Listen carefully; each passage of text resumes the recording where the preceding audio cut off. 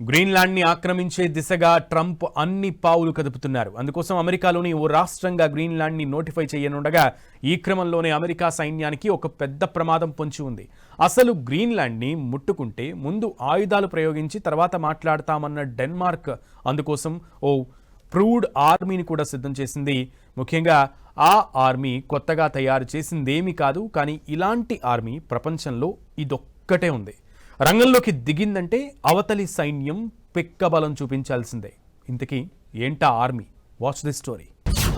Greenland కలిపేసుకుంటామంటోన్న Trump Greenland ఇంకో dog sled మాత్రమే ఏర్పాటు చేసుకుందంటూ ఎద్దేవా.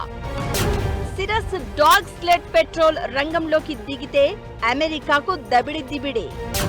ఇంతకీ ఏంటి డాగ్ స్లెడ్? అమెరికా అధ్యక్షుడు డొనాల్డ్ ట్రంప్ గ్రీన్లాండ్ ని విలీనం దిశగా పనులు పూర్తి చేస్తున్నారు. సెనెట్ ముందుకు గ్రీన్లాండ్ ని ఓ రాష్ట్రంగా వర్ణిస్తూ అమెరికాలో కలిపేలా బిల్ తయారు చేశారు. అయితే గ్రీన్లాండ్ రక్షణ వ్యవస్థ గురించి ఆయన చేసిన కామెంట్స్ ఇప్పుడు చర్చనీయాంశమయ్యాయి. ముఖ్యంగా అక్కడ మోహరించిన సిరియస్ డాగ్ స్లెడ్ పెట్రోల్ గురించి తప్పకుండా తెలుసుకోవాల్సిందే. ఇక్కడ కొన్ని శునకాలతో పహారా కాస్తూ ఉంటారు. అయితే ఇవి సాధారణమైనవి మాత్రం కాదు. ఏకంగా రెండో ప్రపంచ యుద్ధం సమయంలో హిట్లర్ సైన్యాన్నే గడగడలాడించిన గ్రీన్లాండ్ గ్రేట్ వారియర్లుగా చెప్తూ ఉంటారు. ట్రంప్ రీసెంట్ గా ఎయిర్ ఫోర్స్ 1 విమానంలో గ్రీన్లాండ్ భద్రత కోసం డెన్మార్క్ ఏం చేసిందో తెలుసా? మరో డాగ్ స్లెడ్ ని అదనంగా చేర్చారు అంటూ ఎద్దేవా చేశారు. పైకి ఇది ఎగతాళిగా అనిపించిన రక్షణ రంగ నిపుణుల అభిప్రాయం ప్రకారం అమెరికాలో అంతర్గతంగా ఈ కుక్కల సైన్యం పట్ల భయాందోళన ఉంది.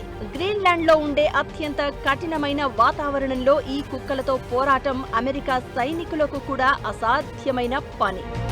గ్రీన్లాండ్ లోని మంచుకొండలో -57°C ఉష్ణోగ్రతలలో ఏ ఆధునిక ఆయుధాలు సరిగా పనిచేయవు. కానీ ఈ కుక్కలు ఆ వాతావరణంలో పుట్టి పెరగడం వల్ల అక్కడ యుద్ధం చేయడంలో ఇవి దిట్ట.